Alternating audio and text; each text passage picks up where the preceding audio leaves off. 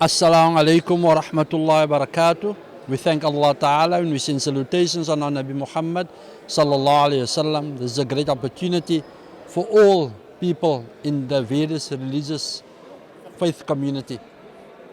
We came here today in order to support all our comrades and our colleagues that fight corruption across the government of South Africa in all political parties. And we are very proud and happy to say that we would like to support our brothers in another meeting like this, and we need to select a committee that will represent this forum in fighting corruption. The millions and the billions and the quadrillion that was stolen from the coffers of our country and exported to other countries across the globe. We also stand here today and think about the suffering of the poor people of our country, those who doesn't have food, those who doesn't have shelter. And we hope with this forum to make an impact on the community and the society of South Africa. Thanks for listening to me. I represent here the Muslim Judicial Council and my colleagues, and thanks for listening to the short message. Bye. I'm Thabo Meslan, Elite Office Masfall. I'm here as per the invitation of Louis. Just briefly, I'm very encouraged that Groote Kerk has hosted this conversation. I think it's a positive step. We understand the history and we are very happy for the development. The fact that we see Consultu house workers, farm people, equal education talking. I think it's a positive step that needs to be encouraged. Of course, there are things I think were never covered, but we shall cover them in the near future and in the near conversation. Thank you. Hi, I'm Reverend Chun Dolly Major, and we've heard the rape statistics, so I'm here to put a face to the numbers. Comrade Billy made a statement and he said corruption kills. Well, corruption kills survivors and it kills victims of rape. When we look at the system and the corruption therein when it comes to survivors, we see that if a young person under the age of 6 is raped, the system basically says that the victim is too young to testify, and so the pedophile gets away with it, and that's feeding ground for rape. In the build up to my naming my rapist, on the 12th of March, I started the hashtag Say His Name campaign, where we name the name of our rapist. As a result of that, my rapist then used the system, used the constitution, and took a gag order out against me, which basically, if it's granted, it will set precedents for rapists and perpetrators, which I will not allow. And so the campaign basically is to say his name, say her name, or the names of all perpetrators. We will not be silenced, and we will not allow the perpetrator to use the system of corruption to then silence us after raping us. Thank you. Good morning. It's my first time in the Groote Church here in Cape Town. I've never been here in my whole life. I'm born and bred in Cape Town. What I want to say is, everything that we heard this morning made such a lot of sense. And I believe that things can come right if we stand together and work together. But there's one thing I would like to stress is, it's going to be very hard for corruption to be rooted out, because we need to start by the root of corruption. And the root of corruption started more than 500 years ago, when our people, the First Nation, was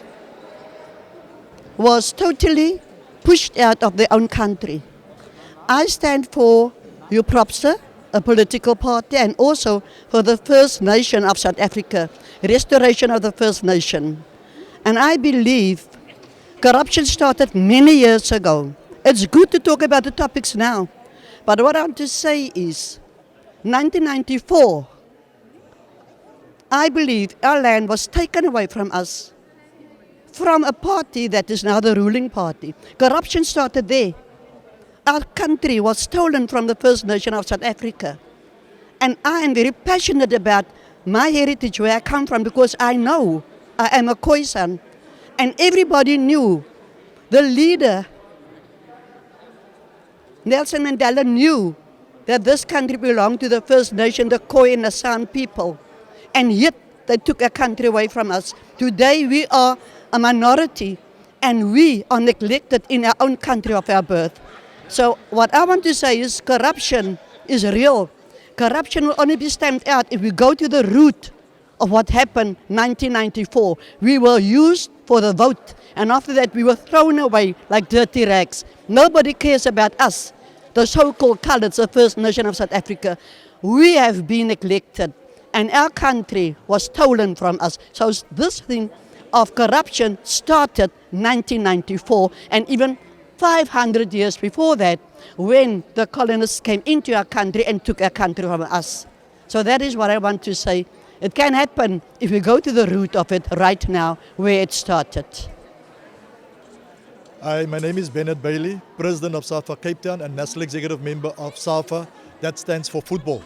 I want to raise 3 issues which speak to mismanagement of resources. 1, we were ejected from Athlone Stadium, which has already been mentioned, and the stadium, although being a football stadium, it's not being occupied by footballers. That, according to us, is mismanagement of funds. The second one is that Cape Town Stadium was built, or Cape Town Stadium was built with 2010 legacy funds. Currently, it's being occupied by rugby people. 300 million is being spent for the upgrade to make it a rugby stadium, although it has been built through the legacy fund of football. What we are saying is that we want the city to also treat football fairly. Football is the sport of the poor. It is mostly played by black people. We say that treat us fairly because we deserve also a slice of the cake. Thank you. I am Steve Ross, the founder, CEO of Inspire Network in Elsies River, and I'd like to add my voice as well. I believe corruption is obviously a pandemic, but more to that, I believe ignorance is a pandemic.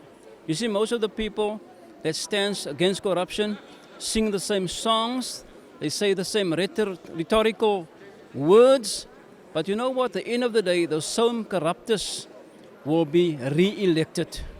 I'm saying, like Bible says in John 10 verse 10, the thief has come to steal, to destroy and to kill. And that's exactly what corruptors are doing. So we must take a stand against them and say enough is not just enough, but there must be consequences, there must be repercussions for anybody that steals in this country. God bless you all. All the money that was stolen from the corruption could have housed so many people. Our people are still living in backyards and they do not have housing and sanitation and water. So let us stand united and fight this to the bitter end.